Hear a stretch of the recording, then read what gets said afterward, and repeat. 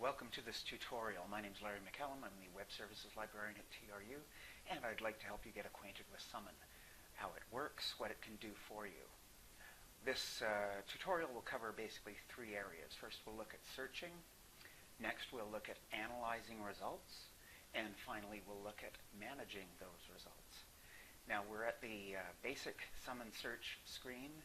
This is the same search box that you'll find on the home page of the library. And just so you know, there's an advanced search screen as well. And as you can see, this has more search boxes. This allows you to combine terms in different ways. This is particularly useful if, say, you're trying to track down a citation and perhaps you don't have all of the data. It allows you to combine the author's surname with keywords from the journal title, for example. But 99% of the time, all you need is the basic search interface, which we'll go back to. Now, supposing we're researching the spread of disease in relation to colonial expansion, we could analyze our topic and come up with a few keywords, such as disease, colonial expansion. And then we press enter or click search, and in a moment, Summon shows us it has returned with about 1,600 results. Now you'll see two columns here. There's a gray one on the left. We'll talk about that later when we get around to managing our results. At this point, we're dealing with the big white column in the center and right. As you can see, it's listing our results by relevance. That is, how often our keywords occur, whether they're in the title, that kind of thing. We can resort, if we like, by newest, so that the newest articles come to the top. You can see from the first three results that these come from different sources. The first one is a journal. We know that because it has an icon that looks sort of like a magazine, and it also says journal article. And the second one has an icon that looks like a book, and sure enough, it says book. So these two results came from two different places. For the first result, Summon hunted through 70 or 80 different databases that TRU Library subscribes to. And out of all those databases, it pulled this article. And in the second result, it searched the library's catalog simultaneously with when it searched the databases. And out of the catalog, it found this book. Now, there's a few things you should know about journal articles. The first one is not a full-text article. It is just a citation. It says citation online. That's how we know. We also know because the icon doesn't have a yellow star, like the third result does. So the third result is full text. The first result is just a citation. Now, in the case of the first result, we can explore it and see whether we want it. We can explore by clicking on this magnifying glass icon. When we click that, a little preview window opens, and within that preview window, there is an abstract. An abstract is a one-paragraph summary of what the article's about. So this helps us understand whether this article is useful to our research, useful in writing our paper. So that's the magnifying glass icon. If we decide from the abstract that we're interested in this article, we can click on the title, and once again we see the abstract. More importantly, in the upper right, there's a link that says request. If we click that, Summon shoots us over to the catalog, and within this blue window, there's a link that says place a request. And if we click that, then we get the form we can fill in. It has imported the data relating to the article for us. So we don't need to input that, but we need to fill in boxes indicating when we need this article by, what our name is and phone number and student card number and so on. So that's how you do an interlibrary loan if you decide you want an article that you find in Summon where the full text isn't available. Let's scoot on back to our list of results. And here we are back at the list of results. Now, as we noted, the second item in our results is a book. We can see that the book was written by someone named George Raudzens. It was published in 2003. The book is about 300 pages, and there's a set of subject headings that tell us what the book is about. It's about Indians, military art and sciences, colonies, diseases, and history. But we can also get some indication where the book is. It tells us it's at Main Library. And within Main Library, its shelf location, its call number, is E18.82, etc. However, it doesn't actually tell us whether the book is currently on the shelf. It's possible someone has the book checked out. So to verify, before we walk over and get it, we click on the book title, and in a moment we're in the catalog. And this book is on the shelf currently, because if it wasn't, in place of stacks, it would say due 15 June or 31 December or something. It would give us a due date. But as it is, it just says stacks, so we could walk over and get it and check it out. Just a note, while we're in here, we could click on the Catalog Record tab and find out more about the book, whether we want to invest the time in getting it. Particularly, it tells us all the chapters in the book in the contents section. So we can see that there's a chapter on conflict and synthesis, the frontier wave in North America, European overseas expansion, outfitting or overpopulating, and so on. So there's a lot of detail in there about what's in the book. Okay, let's get out of the catalog. We're back again at the Summon results set. And let's just scroll down a little more. As we noted, that third item in the list is a full text article. We know that from the yellow star. We know that because it says full text online next to journal article. We can see that the article is written by Jessica Howell. It was published in the journal Literature and Medicine in 2008. And it begins on page 223, and we can estimate the article is about 24 pages long, since it ends on page 247. Now, how do you get the full text article? Well, you click on the title, and Summon shoots us to this blue screen again. This is a kind of in-between screen. And it tells us that the article is available in the database Project Muse Premium, and that gives us a link to it.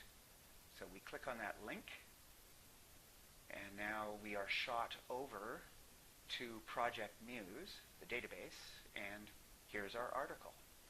And we actually have a choice. Right in front of us is the HTML of the article, right here.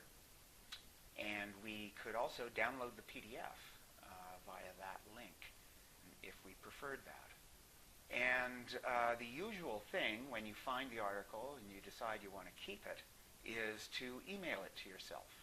And in Project Muse, there's a box over on the right that says recommend, and all you do is type in your email address and click send. Now, it's not going to send me the full text of the article. As it says, it's going to send me a link to the article. And the link will work instantly if I'm on campus. And if I'm off campus, when I click the link, I'll have to type in my student ID and my library pin. So I'll click send. It tells me the email has been sent to my email address. So let's close Project Muse and close that in-between blue screen. We are back in Summon. Okay, let's look at maybe just one more result. Here's another, there's an alert that I have received the email from Project Muse. I'll just close that. This article at the bottom, prevalence of West Nile virus. Let's see how accessing the full text of that goes. We'll click on the title again. And here we are at the blue screen again. And it's telling us the article is in Academic Search Complete. That's actually the biggest database that TRU Library subscribes to. We'll click on a link, and in a moment, we're in Academic Search Complete, which is an EBSCO product. These EBSCO databases have a very nice interface. The page we're on doesn't have the full text. It's just the record of the article, including the abstract. The article, in this case, is only available as a PDF, and we can get it by clicking that link on the left. If we want to send the PDF to ourselves, over on the right, there's an email link, as in Project Muse. In this case, we open up a little window, type in our email address. Now, in this case, EBSCO, Academic Search Complete, is going to send the PDF as an attachment with the email. So we will get the full text of the article in our email inbox. And after we click send, we get the confirmation, and we own this article. It's there until we delete it from the inbox. So we'll close that window and go back to Summon. And that's basically how you look at your results one by one. Now, we've looked at how to analyze our results. There's a lot of information. Oh, there's another confirmation. I have received the full text article from EBSCO. I'll just close that. We've looked at how to analyze these results with the information available in the result list. We'll look now at other ways to manage the results. Next to that magnifying glass, you see another icon that looks like a folder with a plus sign next to it. And if we click that, then Summon saves that result in a temporary folder. Let's just click one more, and that was saved as well. Now, if we then click on that folder at the bottom, this window opens up, and it shows us the contents of our folder, those two things we clicked on, and it allows us to do various things with them. We can email them to ourselves. Now, this won't be the full text of anything. It'll just be citations. Summon doesn't do that for you. It does convert these to the citation style of our choice over on the left, or at least there's a few choices. So if we click, say, MLA, Summon then converts them to MLA. Now, they're not necessarily perfect. In the case of the first one, I would have to fix the journal title, Sexually Transmitted Infections, because it's in all caps, and that's not correct MLA style. But the second one looks very good. So Summon has done a lot of work for us right there. We can switch to APA, and these ones look even better. The journal title is in the first one is no longer in all caps. And that looks like pretty good APA style to me. And once again, we can email those to ourselves in APA style. If you happen to have a RefWorks account, as you can see, there's a RefWorks link in the top left. Let's click that. Summon scoots us over to the TRU RefWorks login screen. Let's see. Let's see if that works. And there I am inside RefWorks. And now it's importing those two items or citations.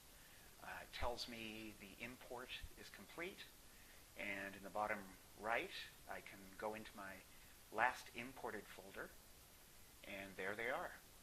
And now I can send them to a specific folder. I can create a bibliography out of them, whatever I want to do within RefWorks. Okay, let's close RefWorks and close that summon window, and we're back where we were. Now there are just a few other ways to manage results we'll cover before the conclusion. You'll recall that we got about 1,600 results. Now let's look at that column over on the left, the one that says refine your search.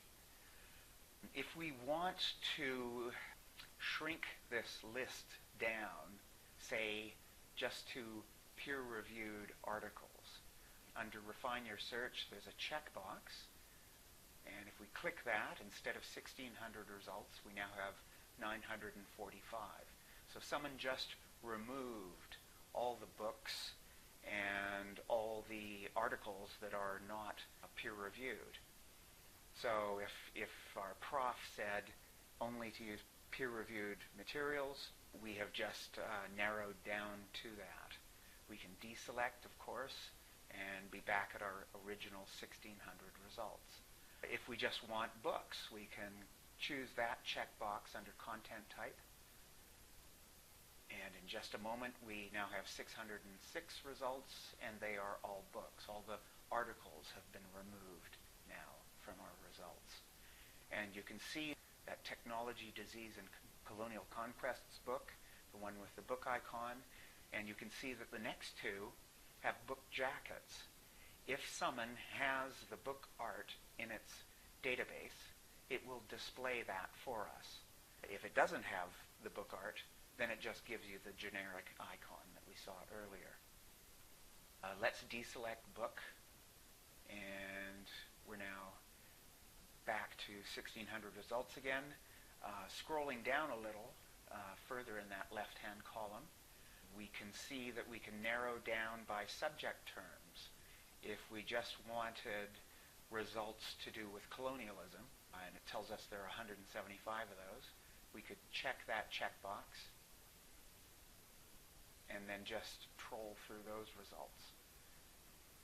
We can also limit by publication date. And we can do that precisely with this menu here, or we can just drag this slider to the right, say everything 2007 and newer. And then we click Update, and now instead of that 175 results, we now have 58. So we've narrowed down to new stuff that's to do with colonialism. So we've covered a lot in this tutorial. We've looked at how to search summon. It's very easy as long as you choose good keywords. Then we've looked at how to analyze our results by looking at things like subject headings and the type of results, whether they are full text, whether they're articles or books. And we've looked at how to access full text articles, how to email them to ourselves, and we've looked at how to access the abstract for more detail, and how to save things to a folder. And then finally we've looked at how to refine our results according to peer review, content types such as book or article, and then subject terms and date of publication. So thanks for watching this tutorial. You are now much better equipped to use Summon, and you're on your way to becoming a good scholar. The time you invest in learning Summon is very worthwhile because many universities all over North America use it. So thanks for watching this tutorial.